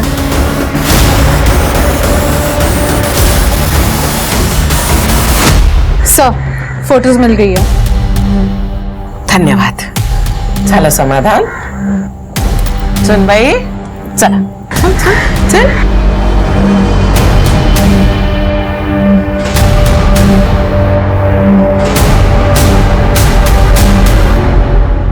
पावड़े दंपति को ढूंढो। अगर नेहा का ये हाल है तो हो सकता है कि प्रकाश याई साहब ने उनको किडनैप किया। Yes sir. मुझे ये नहीं समझ आ रहा है कि नेहा ने ऐसा क्यों कहा कि वो अपनी मर्जी से शादी करके वहां रहती है। और उस फोटो वाले पंडित को भी ढूंढो।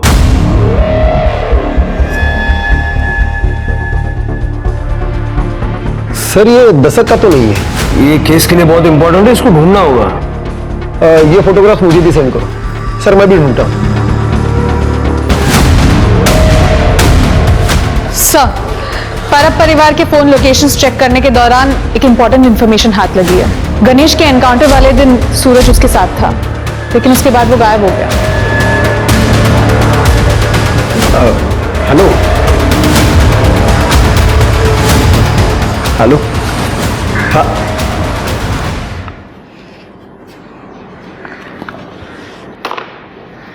मैंने डायल किए बात कर रहे थे। तृप्ति ने जो कहा तुमने सुना ना? अब बात करते हैं।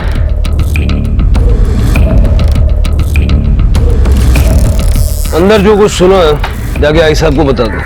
अरे सर, मैं कैसे आई साहब को बताऊं? तुम्हें क्या लगता है मुझे नहीं पता कि आई साहब को खबरें तुम पहुंचाते हो? ये बता देना कि गणेश के एनकाउंटर वाले दिन सूरज उसके साथ था, और ये भी बता देना कि अतुल के मर्डर वाले दिन प्रकाश और सूरज दोनों मीना के घर के पास थे। सर, इस बात से तो हड़कंप मच जाएगी। गढ़चिरौली जाने से तो अच्छा है ना कि थोड़ा सा हड़कंप मचाए। गद्दार निकला रे तू। साला भाई के प्यार के चक्कर में तेरे जैसे सपोले को नहीं, मैं गणेश भाव के साथ था, लेकिन मैं किन्नर पर उतर के स्टेशन चले गया। उसके बाद मुझे नहीं पता कि क्या हुआ या कि उनके साथ कहाँ गए वो। अब देशमुख साहब को पूछो, मेरा फोन रिकॉर्ड चेक करे, क्या मेरा एक भी कॉल पुलिस को गया है? आई साहब, इसने किसी को कॉल नहीं किया, कॉल रिकॉर्ड में भी कुछ नहीं मिला। तो फिर मुझे बता, वो मीना के घर के बाहर क्या कर रहा था? मैं उसे मारने गया था। मैं आपको बताना चाहता था कि मैं भी बड़ा काम कर सकता हूँ और मैं उसे मोर भी देता हूँ, लेकिन वहां पे जाके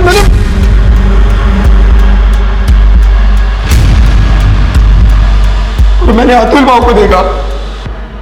भाई शपथ में वहां से निकल गया। उसके बाद आई ये सच कह रहा है।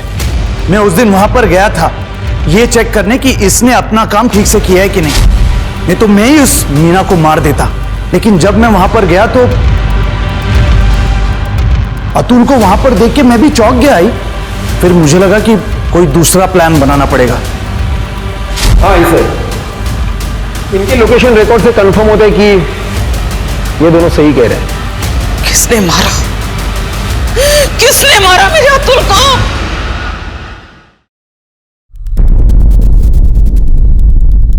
मैं पांडुरंग साटम।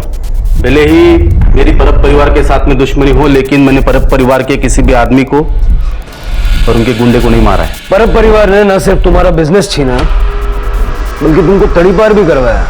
इसीलिए मैं उनका बिजनेस धंधा डुबाना चाहता हूं।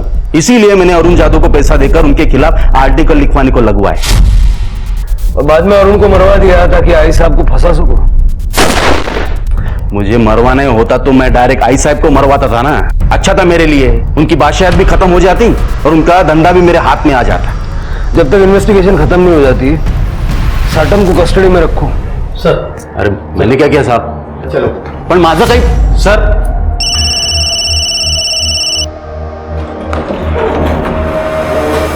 सर, पावड़े फैमिली मिसिंग है। जैसा मैंने सोचा था, हमारी पहली और दूसरी विजिट के बीच में ये शादी हुई है 2 दिन में। सर, पंडित का पता चल गया है, वो कल गांव आने वाला है। तो कल चला जाए फिर पंडित जी का आशीर्वाद लेने। हो साहिब, मैंने ही 1 महीने पहले इन दोनों का लगन करवाया था। पक्का? हाँ साहिब, परब परिवार को कौन नहीं जानता है, इसलिए मुझे अच्छे से याद है। बात तो आपकी सही है, और आप ठहरे भगवान के आदमी झूठ थोड़े बोलेंगे। चलिए घर छोड़ देता हूं आपको। पंकज के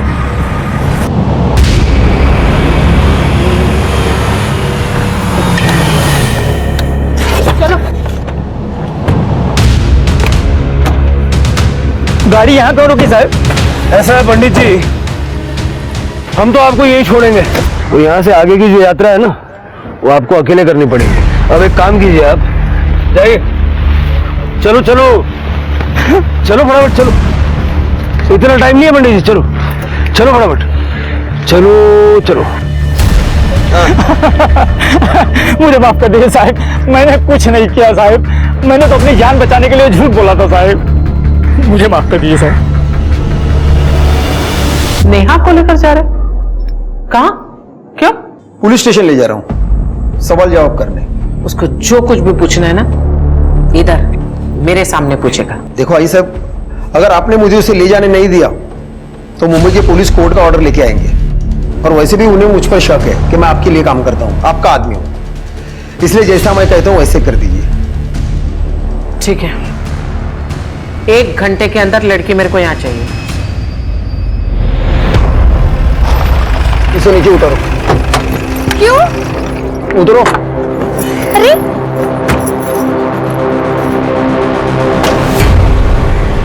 चलो उस गाड़ी में बैठो। लेकिन क्या हुआ है? जैसा कहा जा रहा है वैसा करो तुरंत। चलो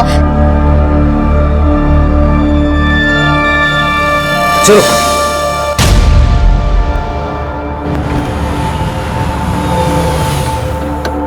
चलो बाहर निकलो। उतरो।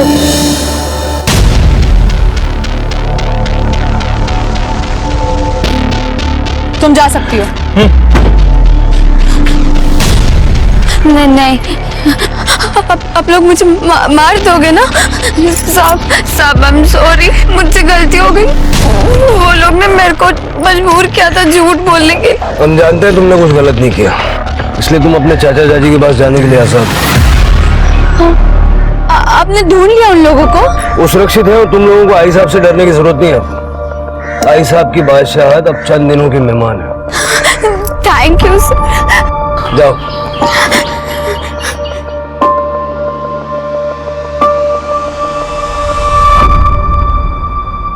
नेहा ने हमें सब कुछ बता दिया, लेकिन हम तुम्हारे मुंह से सुनना चाहते हैं। क्या हुआ था गणेश के एनकाउंटर के अगले दिन? प्रकाश को हमारे बारे में तुमने बताया और गणेश के बारे में हमें भी तुम ही ने बताया। कैसे कर लेते हो ये बैलेंसिंग एक्ट? हाँ सर, उस दिन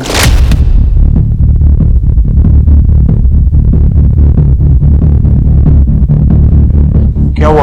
अपने भाई गणेश को बोलिए कल सुबह तक घर के बाहर ना निकले। उसका एनकाउंटर तय हुआ है। मुंबई से एक टीम आई हुई है। और फिर भी गणेश हमें मिल गया। मतलब प्रकाश ने गणेश को रोका ही नहीं। वो चाहता था कि उसका एनकाउंटर हो जाए। मुझे लगता है अतुल को भी उसी ने मारा है। फिर तो वही बचता ना अकेला, पर अब खानदान का वारिस। सर वो मुझे कुछ पता नहीं, लेकिन अतुल के मौत के कुछ दिन पहले प्रकाश ने मुझे आई साहब को एक मैसेज देने के लिए बोला था। सुन, तू आई को बोल कि तूने अतुल को एनकाउंटर के बारे में बोला था, लेकिन उसने गण्या को बताया नहीं। आई साहब आप विश्वास रखिए, मी खरा बोलते हैं। उस दिन मैंने अतुल को मैसेज दिया था कि गणेश को घर से बाहर निकलने को ना कहे, लेकिन यह समझ में नहीं आया कि अतुल ने गणेश को बताया क्यों नहीं। मैं खुद जाता हूं मैसेज देने, लेकिन वो मुंबई से टीम आई थी इसलिए मैं जा नहीं पाया। तो अतुल ने गणेश को बताया क्यों नहीं? हरामखोर, साला गद्दार। आई साहब ने अतुल को मारा? मालूम नहीं सर, लेकिन उस दिन मैंने उनकी आंखों में खून देखा था।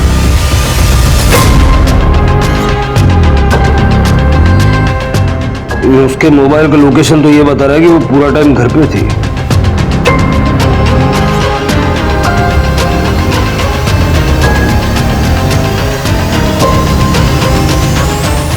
यहाँ मैं अतुल के कातिल को ढूंढने की पूरी कोशिश कर रही हूँ, आप मुझे पे इल्जाम लगा रहे। हमने विठल से पूछताछ की लॉकअप में। अतुल के कत्ल के समय मीना के घर में वो था। पहले हमें लगा कि उसने ही अतुल को मारा है, लेकिन बाद में उसने हमें बताया कि उस वक्त आप भी वहां मौजूद थी। वो तो सिर्फ आपके साथ था। झूठ बोल रहा है वो। हमारे पास प्रूफ है। ये सरोता, इस पे आपके फिंगरप्रिंट्स हैं जो ये प्रूव करते हैं कि अतुल को आपने मारा। आपके हाथ में ये सरोता जब मैंने देखा ना, तभी मैं समझ गया। उस दिन जब देशमुख ने मुझे बताया कि अतुल ने गण्या को उसका निरोप दिया ही नहीं, जिसके कारण मेरे गण्या का खून हुआ, तभी मेरा माथा ठनका। तभी मैंने सोचा कि अतुल को उसके किए की सजा मैं देकर ही रहूंगी। मेरा फोन घर पे था, इसलिए मैं वैसे ही चली गई विठल के साथ। शायद ये अड़किता उसी वक्त मेरे हाथ से गिर गया होगा, लेकिन मुझे लगा कि शायद ये बात पुलिस के नजर में नहीं आया, इसलिए मैंने राहत की सांस ली और ये ये नया हड़कित्ता लेकर आ गए। बात तो आपकी सही है। जब हमने अरुण का घर सर्च किया तो हमें कुछ नहीं मिला। बाद में हमें फोटो में ये सर होता दिखा, तो हमने उसे ढूंढ लिया। एक और बात, गणेश के एनकाउंटर के बारे में देशमुख ने अतुल को नहीं, प्रकाश को आगाह किया था।